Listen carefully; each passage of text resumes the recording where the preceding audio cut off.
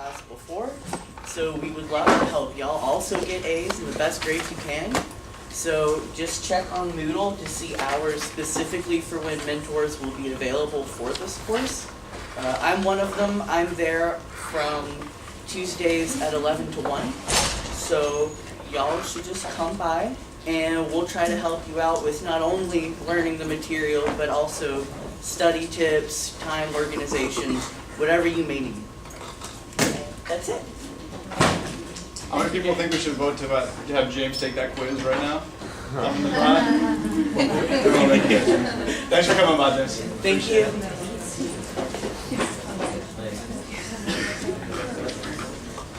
Oh, come on.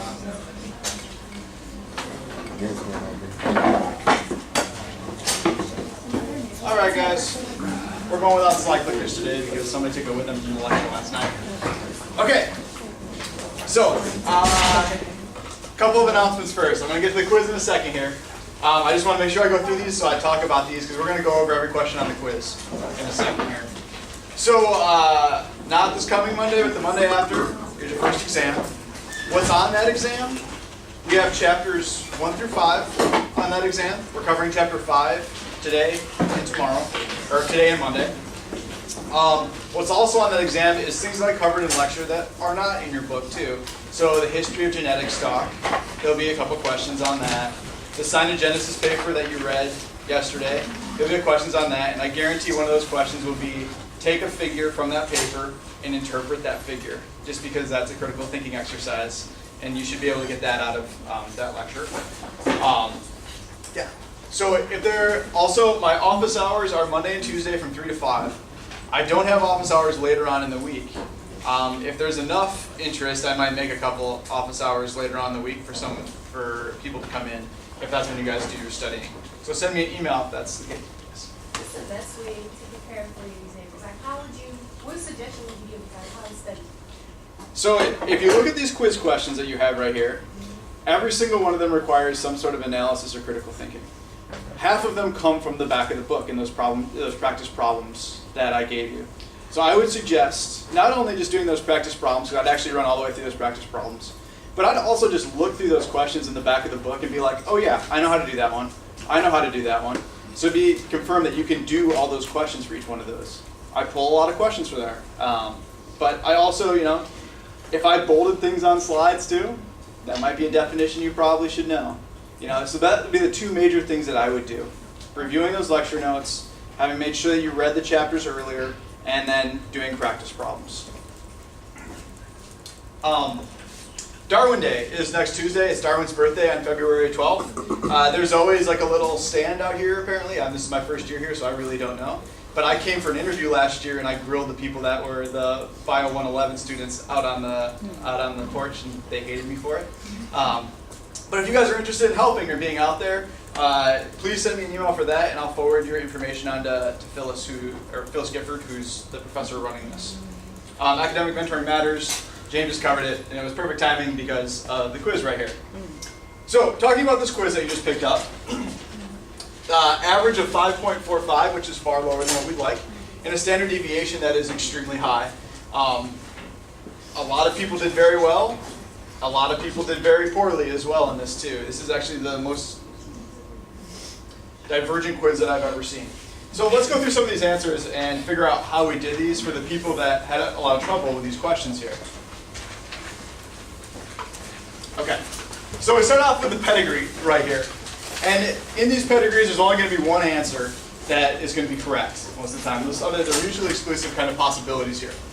So let's go through the way we did in class, looking at each one of these particular modes of inheritance and seeing how that one can be incorrect. So the Y-linked one, remember in a Y-linked trait, any male offspring with an affected parent should also be affected by this given trait. So individual 7 here confirms that it can't be a Y-linked trait. Why can it not be a recessive trait? Because both individuals 1 and 2, the male and the female, are both affected by this trait. So if it was a recessive trait, every single one of their offspring would also be affected by that trait. That goes for the X-linked recessive trait and autosomal recessive trait. Okay, why can't it be a X-linked dominant trait? So this female right here always is going to get an X allele from the male. The male is affected up here. If it was an X-linked dominant trait, that male would be affected. Also, that female for individual 8 would also be affected up there.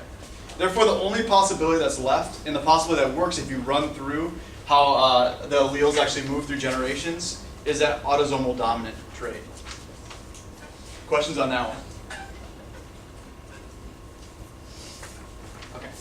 The next one, the California poppy one. And I gave credit for 2 right answers here because my question was unclear. And I'll tell you about why for that in a minute.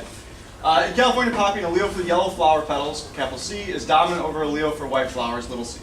And an allele for entire petals, capital F, is dominant over the allele for fringe petals. If a plant is homozygous for the yellow petals and fringe petals, so they're capital C, little f alleles, is crossed with a plant that is homozygous for white flowers, so recessive trait, little c, and entire leaves, dominant trait, capital F, big F. What is the ratio of phenotypes in the F2 generation? Here's why this question was unclear right here. I asked you for the F2 generation, but I didn't tell you what happened in the F1 generation. And what I was meaning to say is actually F1 generation right here. So if we go down through this, I accepted 2 different answers, either what would happen in the F1 or in the F2 generation, if that matters. So, in that parental generation, this parent right here is always going to have, for gametes, a big C allele and a little F allele. This parent right here is always going to have a little C allele and a big F allele. You bring those together, there's only one combination you can possibly make in an F1 generation. That's that double heterozygote right there. That double heterozygote is always going to have the dominant phenotype for the C locus and the dominant phenotype for the F locus. So it's always going to have yellow petals and entire leaves. So in that, I would accept a 1 to 0 to 0 to 0 ratio right there if you had thought that this was going to be the F1 generation. So I accepted that as an answer. So for all the crosses that we've done for these dihybrid crosses, we've selfed that F1 generation. So we selfed that double heterozygote right there. What ratios do you get when you self that double heterozygote? That's that classic 9 to 3 to 3 to 1 ratio that we have. And I will, we actually are going to be looking through a dihybrid cross again in just a second, so I'm not going to go through exactly how we get the gametes for that and how they assemble together. Questions there?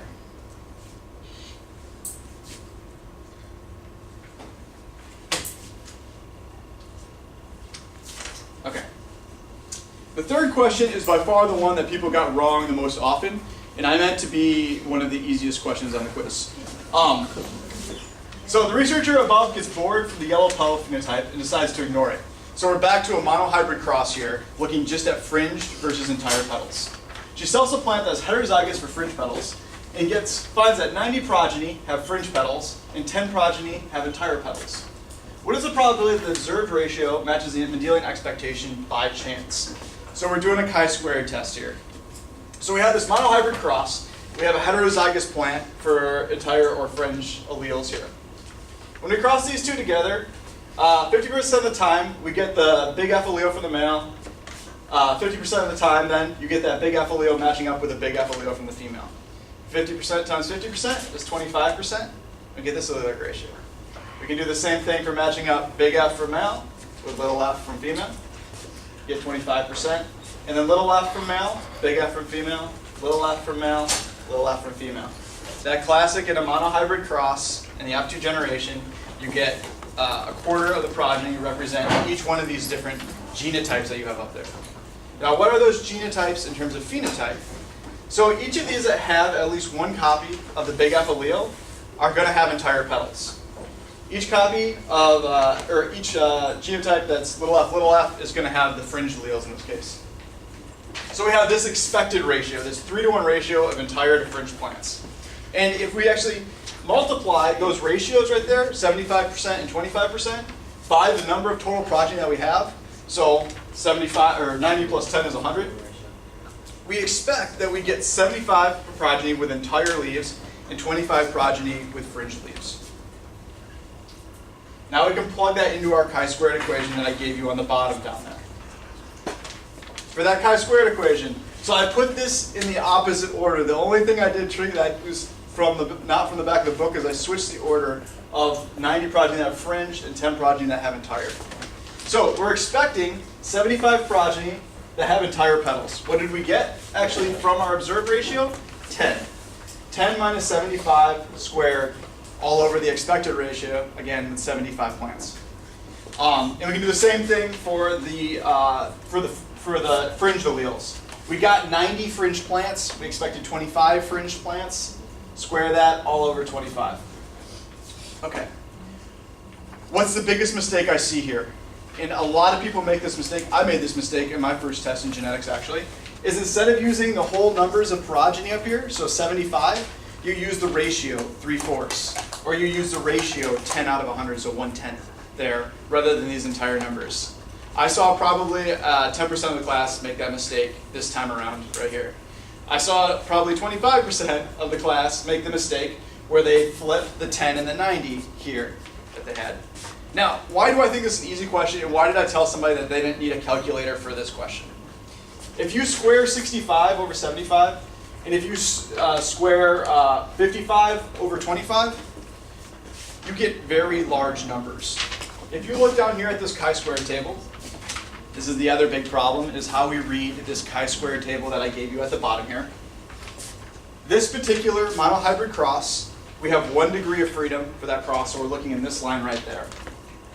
The potential answers I gave you were 0.12, 0.88, greater than 0.5, between 0.01 and 0.5, and less than 0.01. The number that you actually would get out of this if you calculate this is 161.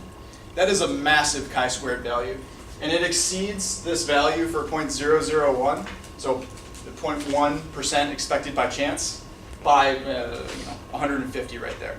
Therefore, this particular cross has exceeded those Mendelian expectations by chance, and you would get those less than 0.01% of the time if you actually expected these Mendelian ratios to be true in this particular cross. How many people still don't get this at all? A lot. Okay. Does anybody have a question they can ask for this? Thank you. Does it matter if you switch the 10 and the 90 because you're adding them anyway? Yeah. Does it matter if you switch to 10 or 90? Yeah, because you get 15 squared here over 25, and you get 15 squared there over 25. But I'm saying, like, if you just, if you had this here and that there, it doesn't matter. If you had the plus, Whole thing, yeah. like that there and that there, it won't matter. That's just an additive property. Yes. Hunter. Oh, sorry. Could you explain, break down, so you have a chi-squared value, you have a probability level, and then how that all comes together and what that means? Because the whole expectation by chance is kind of throwing me off. Yes. And I'm like, does expectating mean that you're getting what you expected, or does it mean it's a good thing, bad thing? You know what I mean? So there isn't good things and bad things here. Or I don't know how you describe it. Yeah. So different than expected. significant ratios. or not significant value. Let me do this a second.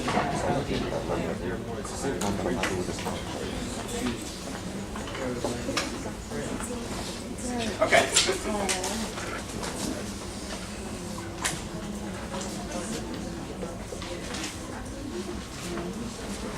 Do you remember when we were talking about we were talking about these chi-squared values initially? We were talking about probability distributions, and what the probability distribution is the expectation that you get a particular result from the mathematical expectations. So we have results down here, and often when we were talking about it, we started off talking about normal distributions like that.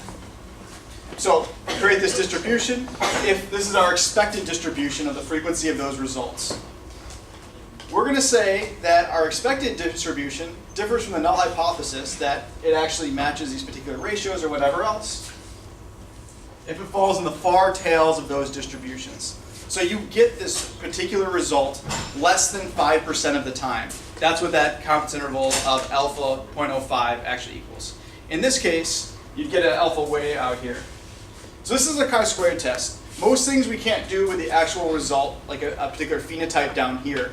We have a particular result based on that chi-squared statistic. So instead of particular phenotype down there, what we have is a chi-squared value down there that you get. And that matches some given expectation because of those probability ratios that you have right there. So what you're finding is that the majority of the time, if you have those 3-to-1 ratios or 9-to-3-to-5 ratios, you would predict that you get, 2-to-2, 3-to-1, all of these different things over and over again with close ratios. Every once in a while, you get something that's incredibly skewed, and there is still a chance that you get that ratio, even if these are Mendelian polymorphisms.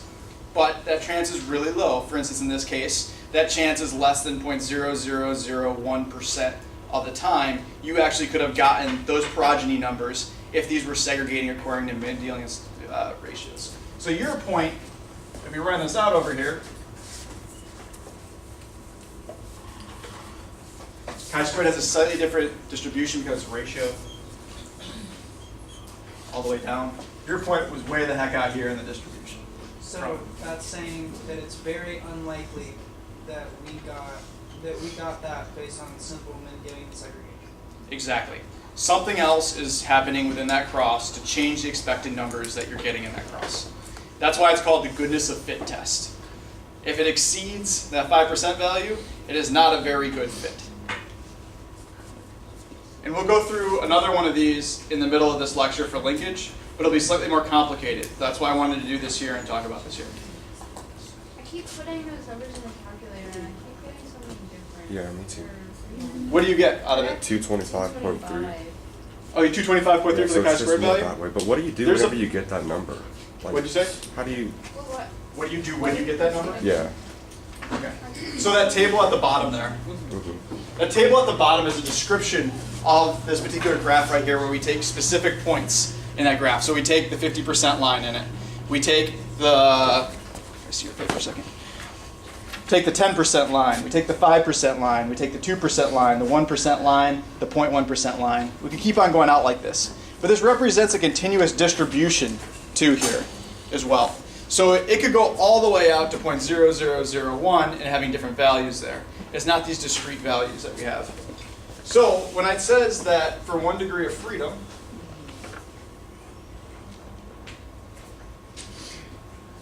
Do you know why we keep getting that number? possibly because I inserted the numbers wrong too. But if it's 210, so I just quick did it in my calculator beforehand. But it's still a lot higher than 10. That's why I never even ran the numbers when I made this problem, because I knew it'd be so high when we did this. So you have all these different values right here. Your number for 200 something is way the hell over here, essentially. So it's so far outside of the expected distributions that that's why I created that problem there, because I didn't think you guys would have calculators in here. If we need more help on this, please come to my office hours or talk to me outside afterwards. Okay. The last question, most people did get right, so I didn't put it on the actual slides up here. Dosage compensation is important because without dosage compensation, males and females will differ dramatically in the expression of genes on the X chromosome. That's because males have one X chromosome and females have two X chromosomes. And we've seen some mechanism to account for that in terms of the amount of proteins and enzymes we're producing on those. Okay. So, last class, we talked about cyanogenesis in white clover, the ability to produce hydrogen cyanide in white clover. And we talked about that because it was an example of a Mendelian polymorphism that seemingly stems from these dihybrid crosses, in a way, that people are actually doing research on. And I wanted to give you an example of how that's being used for research in evolutionary genetics. Today we're going back to the book and we're going back to the details of looking into different things that can change our ratios in those dihybrid crosses from the 9-to-3-to-3-to-1 ratio in F2. One of those things is recombination and gene linkage. So this is what we'll be going through today. This is all chapter 5. We'll be going through today and on Monday. And I can make kind of a list of what we're going to be doing today. We're looking for signatures of linkage and dihybrid test crosses and what you could actually find from these. We're going to have you test for gene linkage between different genes that may or may not be on the same chromosome. And then we're going to talk about how this relates into meiosis. Then we're going to do a little bit of math to say how far these two genes are from each other on the chromosome. And that length in between those two genes can be associated with the amount of recombination that you have between those two genes in the F2 cross. This is actually how we track recombination. On Monday, we'll be doing genetic mapping and 3-point test crosses, as well as possibly some QTL mapping, to see how we actually use this research to understand the phenotypes that underlie, say, drought resistance in crops. So, let's talk about the scenario first where we have no linkage whatsoever. We talked about these Mendelian principles, principle of segregation, and principle of independent assortment. If we look at our parent generation here, we have those big A, big B, and then the double recessive over here as well. And we cross these together, and we can only get 2 different kinds of gametes out of these individuals. We get the big A, big B, and the little a, little b gametes here, no matter how you slice it.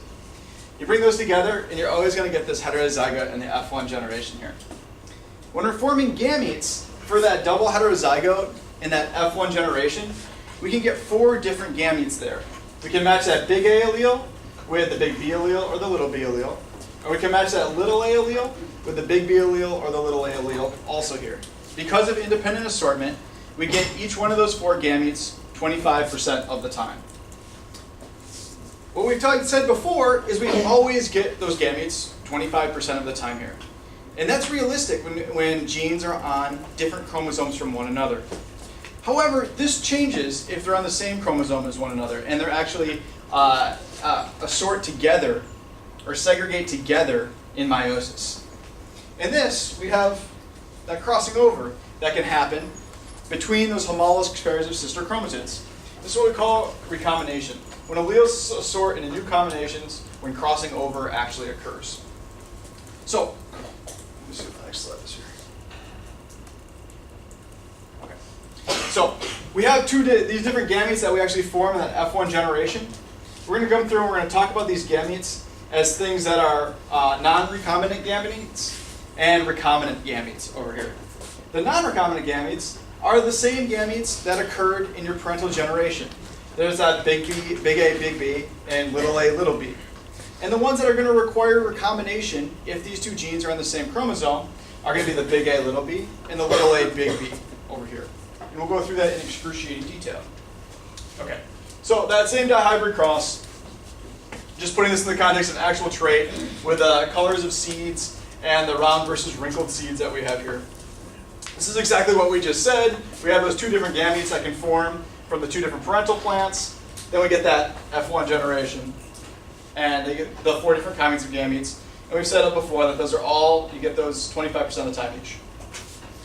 When you have self-fertilization over here, these can match up with each other equally because we're crossing to another heterozygote plant, and we can get 16 different combinations, and we get that 9 to 3 to 3 to 1 phenotype ratio that we had before.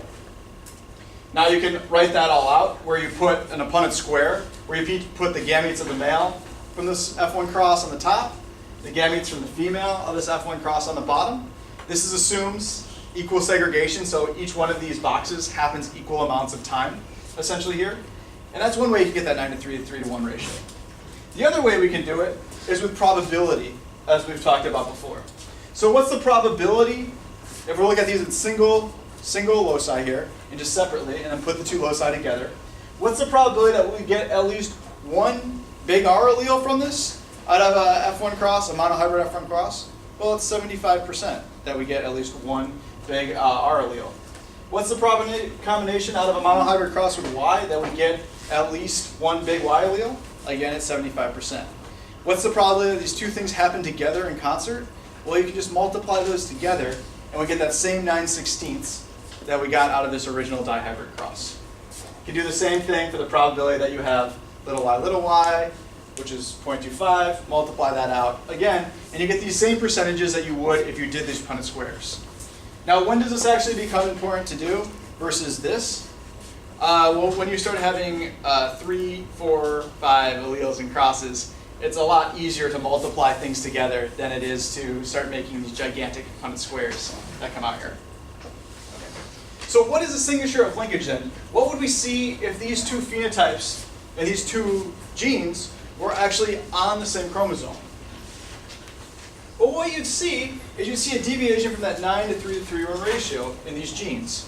And why would we see that? Is because we would be getting these first 2 gametes, these big R, big Y alleles, and little r, little y alleles in those gametes far more often than we get these recombinant gametes that we get because we have to have recombination in this parental generation to get those recombinant gametes. So that's what our signature is going to look like. Let's look about like that in practice. So not all of Mendel's traits that he actually talked about came out nice and easy and segregated independently. One of the traits that did not come out, or two of the traits that did not come out where they had this 9 to 3 to 3 to 1 ratio in the F2 generation from a dihybrid cross, is flower color and pollen length. So he had purple and red flowers, purple being dominant to red, and he had long pollen versus wrong pollen. Long pollen being dominant to wrong pollen.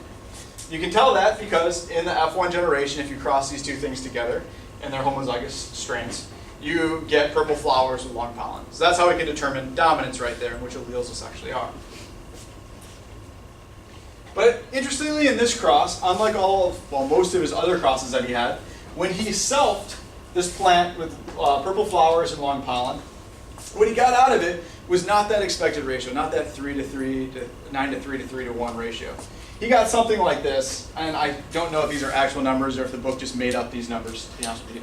So 284 to 21 to 21 to 55 for this, 55 for that for the double recessive phenotype over here, which seems extremely odd because we should be getting that one out of 16 times. So when he found this, he said, I have to test this statistically. Do we see that this actually deviates from the 9 to 3 to 1 ratio? So the total amount of plants here we have here in the F2 generation, again, is if you add all these floor numbers together, you get 381 progeny total.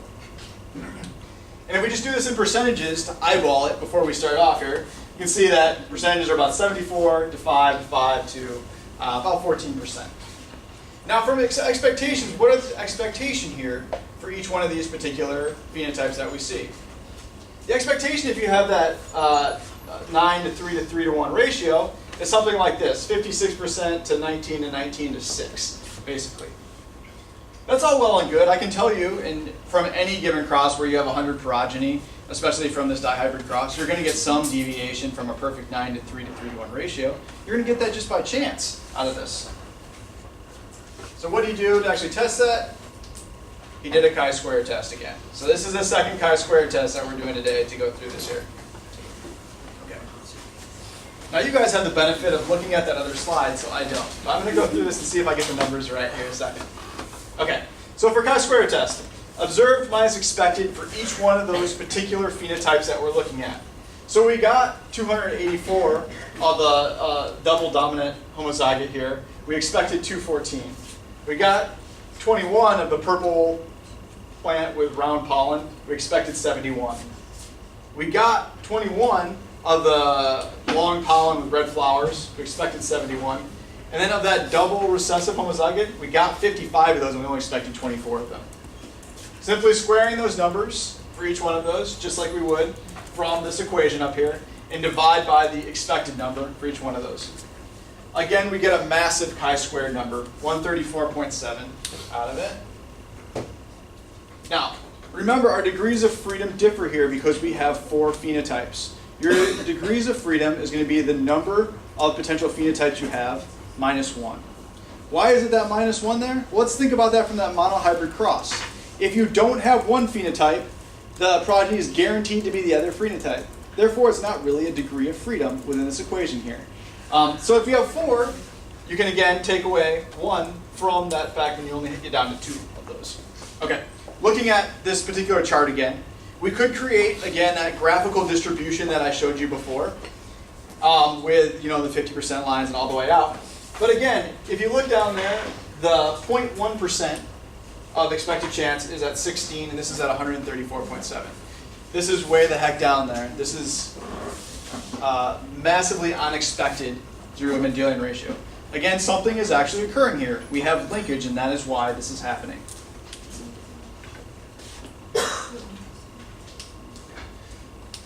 So I said excruciating detail, and we're going through excruciating detail. We're actually going to go through the meiosis events for this as well here too. So this is in the F1 generation there, that we're going to have this meiosis and these crossing over events. I've already showed this slide before, where we had those homologous chromosomes from mom and dad pairing up at the metaphase plate here. And in this particular example, we have crossing over actually occurring between both of these two homologous pairs of chromosomes, which gets these recombinant genotypes over here. Now, let's think about this if we had two genes on the same chromosome here. So, let's say that we had those purple flowers and those pollen grains both on this particular chromosome right here, on the bigger chromosome set.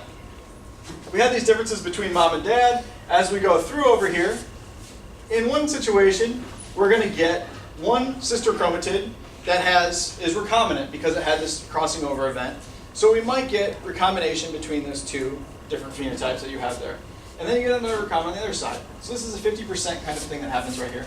We can follow that all the way through the gametes and determine what we actually have in our gametes. So in this situation where you have that crossing over event occurring, we would get the same gametes that we get out of a typical dihybrid cross. That is, 25% of the time you have this one recombinant, 25% of the time you have another recombinant, and then these two are ones where we get those parental phenotypes coming back out of it again.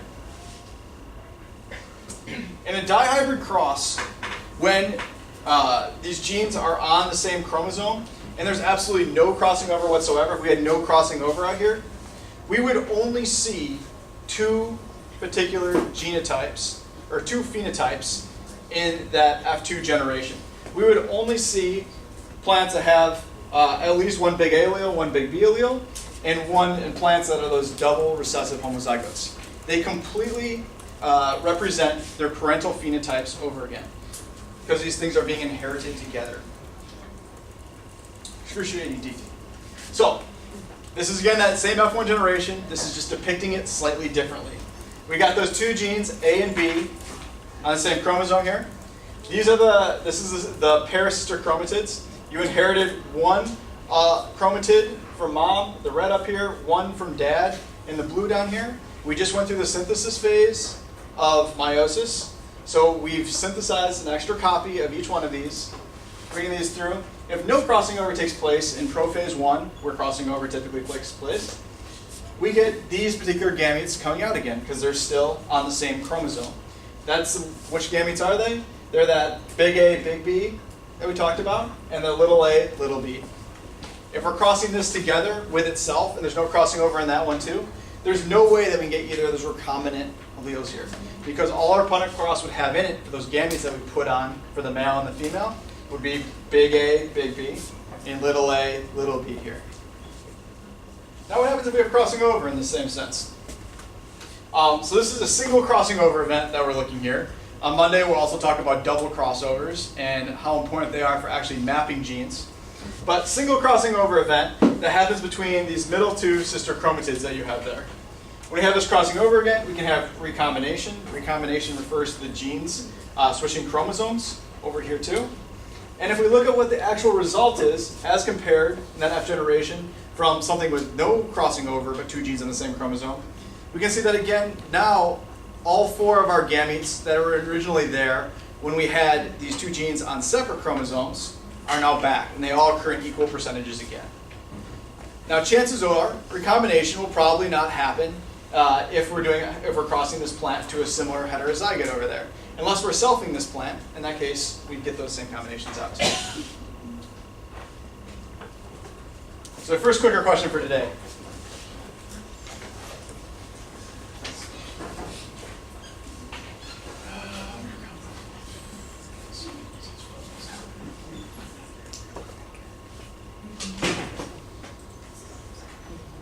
Okay, for single crossovers, the frequency of recombinant gametes is half the frequency of crossing over because... Are the TVs on in the back over there? So you can see that?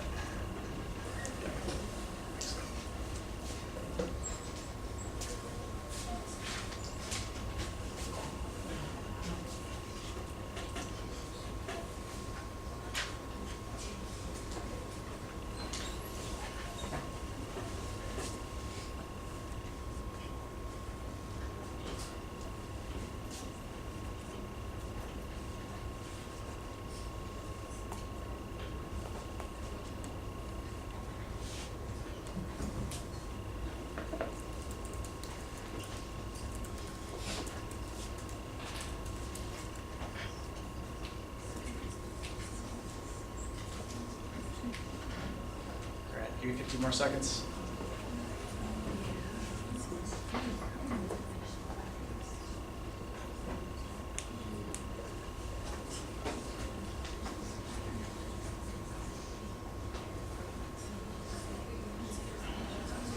All right, everybody in final answers? There we go. All right, stopping it. Okay. Where do we go here? All right. So C is the correct answer here. So A test cross between a homozygote and a heterozygote produces half heterozygotes and half homozygote progeny. That's true, but that has no relevance to what's happening with crossing over and recombination. The frequency of recombination is always 50%. Anytime you see the word always, it's probably wrong on a test question. In this case, it's also wrong here. The frequency of recombination is not always 50%. It's far less than 50% most of the time. C, each crossover takes place between only 2 of the 4 chromatids of a homologous pair.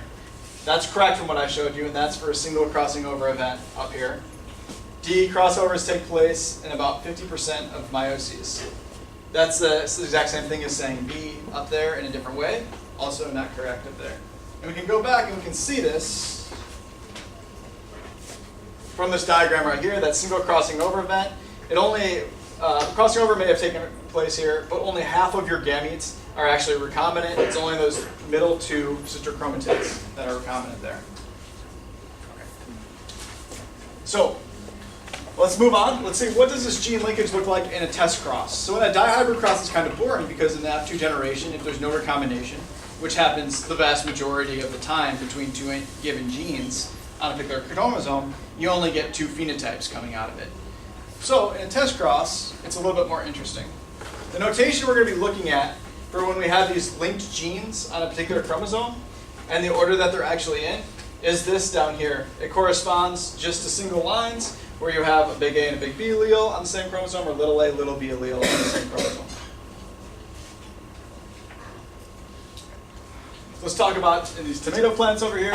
Again, if the genes are completely unlinked, this is a situation where we just have a simple test cross here, where we're crossing a double heterozygote with a double recessive homozygote there. So you always get that little m, little d, the 2 recessive alleles coming out as a gamete there. From the heterozygote though, you, in this case, where they're completely unlinked, you get 1/4 of each one of those gametes that you could potentially have there, and we create that normal 50-50 ratio in the F2 generation that occurs from a particular test cross. But, okay, this is a situation that's new here. If we have these genes that are completely linked right here, so these are on the same chromosome as one another, what do we get out of here in the absence of recombination? Well, what we get out of here for recombinant gametes in that test cross is we got that these 2, the big M and big D, are always being inherited together as gametes, and the little m, little d are always being inherited together as gametes too. Thus, we only have 2 particular ratios that can come out here, and we get only 2 phenotypes in that test cross generation too. So this is a way that we can tell if these genes are linked to one another, very simply just by doing 1 cross here. We can also have a third situation though, where we have linkage between genes, but we also have some amount of recombination. And this is a scenario where we would have that. So if we have this particular gamete formation here, we get the non-crossing over possibilities that we had before, where the 2 alleles are the parent alleles that come out of it, where on the same chromosome you have the big M, big D, or the little m, little d. But you also could have recombination happening here too. So we can get these crossing over to produce the recombinant genotypes down here, where you have a big M and a little d. So you had to have some crossover event occur between here. And the opposite of that, we get a little m, big D. We had some crossing over event occur there as well. Now, does this happen frequently? No, recombination is not a frequent event across the genome.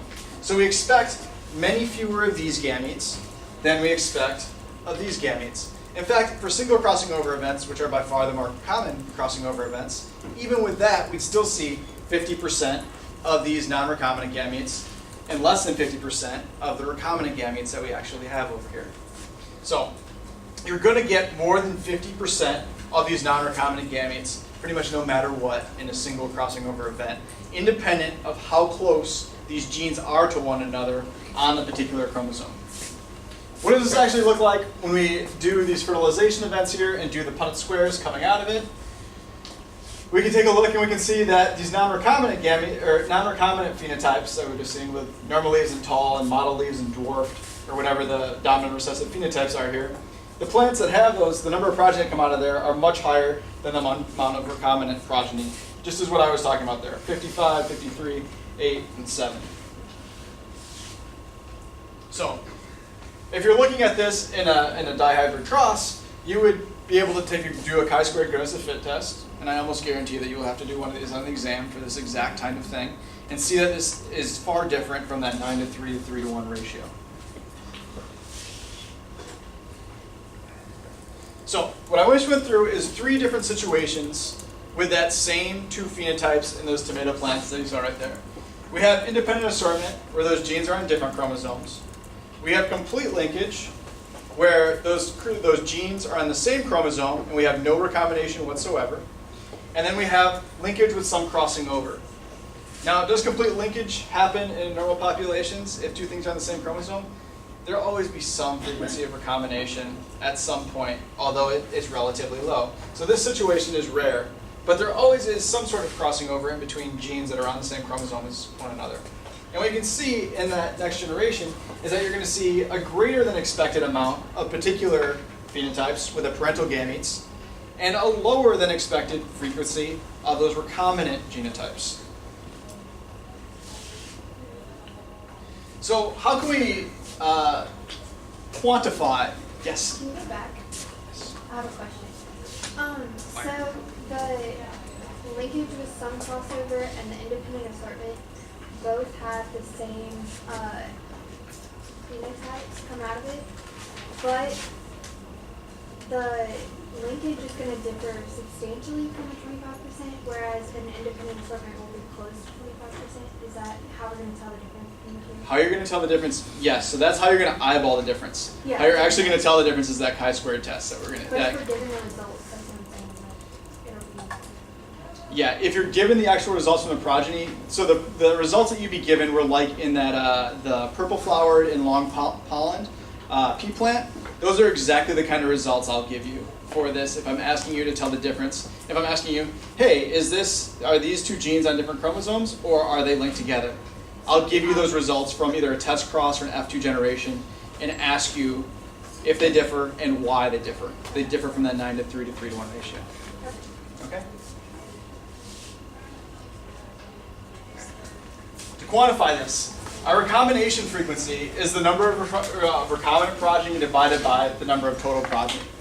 And what this gives you is an estimate of how often recombination happened in that particular genotype that's standardized by the total number of progeny that you have in a particular cross. So the number of potential times recombination could have happened. Now this is interesting because this recombination frequency does relate in some cases to the distance between those 2 genes on a chromosome, what we call map distance here. And our map units that we have are these 1% of recombination frequency here. So 1% of the number of recombinant progeny total. And we call that 1 centimorgan is how we translate that. How we translate recombination frequency into actual distance along a particular chromosome. So 1 centimorgan, also, if you notice that, that's not doing anything in base pair right there. This is doing something, making a map completely based off of recombination frequency. Before we knew anything about DNA, we still were able to do recombination frequencies. In fact, recombination frequencies in centimorgans were around 30 years before we knew that DNA actually was the unit of heredity necessarily. So this gets translated into very different things. Does a centimorgan translate into a number of base pair along a chromosome that differs between 2 genes? In some cases, you can make that prediction. But what we've learned in the last 10 years is that recombination frequencies differ dramatically between different eukaryotic organisms. They differ over 10-fold between different eukaryotic organisms. And not only that, if you look in the human genome, there are hot spots where recombination occurs more often than other spots. Why does that occur in certain spots over other spots? It's something to do with repetitive DNA in those spots and the particular base pair composition, something that's not necessarily important to know right now. Just know that recombination frequency differs greatly across an entire chromosome, but in some sense, it does relate to map distance and a total physical distance between different genes, and we often use them as a proxy in research. And that would be less recombination between genes indicates that the genes are closer together in the genome because there's less opportunities for recombination to happen there. You can think about this as two genes that are 100 base pairs apart versus two genes that are 1,000,000 base pairs apart and they're on the same chromosome.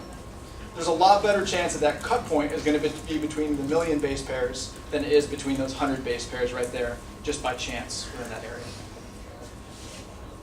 Okay, so let's go back to that tomato plant example here again, where I gave you the number of progeny, and let's calculate recombination frequency here. So remember, recombination frequency is just number of recombinant progeny divided by the total number of progeny. Number of recombinant progeny, it doesn't matter which one of these two genotypes of recombinant progeny you actually have. Whether it is the big D, or big M, little d, little m, big D. Same thing, actually at meiosis when you have that crossing over event, you should get relatively equal numbers of those two things if one crossing over event is actually happening. So 8 and 7 that you have right here, 8 plus 7 over total numbers of progeny that you have. So 12.2% is your recombination fraction here. And we would say that these two genes are 12 centimorgans apart. In layman's terms, that's relatively close together. Second test question here. Quicker question. Maybe test question.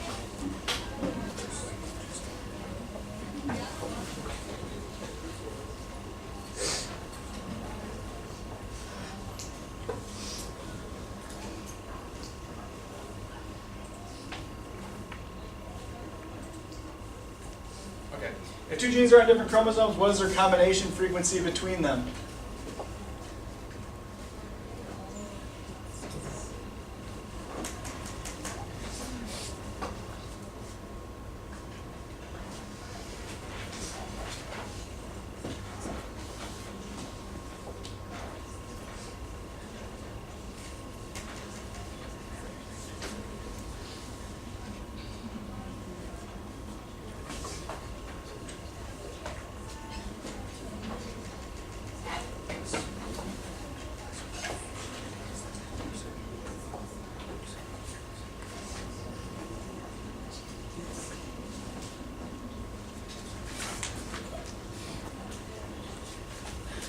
I'm going to give you guys about 20 more seconds so I have a chance to explain this before the end of class.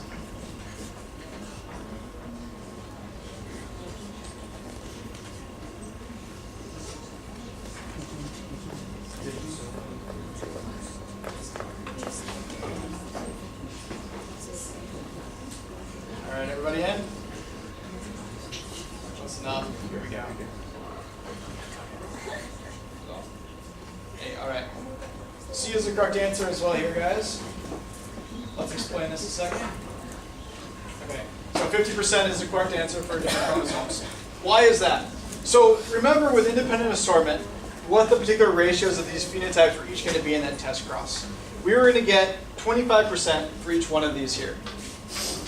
If we had 25% for each one of these different gametes that we have, because they're segregating equally at meiosis, what we get is we get, 25% plus 25% over 100 right there, essentially. And that'd be 50% for recombination fraction there. So basically, why we get a 50% recombination rate when things are on different chromosomes is because we still have those two sister chromatids that are always going to segregate for those non-recombinant genotypes up here. And then we have some frequency of recombination in between at meiosis that occurs too. So you can simply use this particular equation as well to get that simple result out of it. All right, on Monday we will be coming back to recombination again.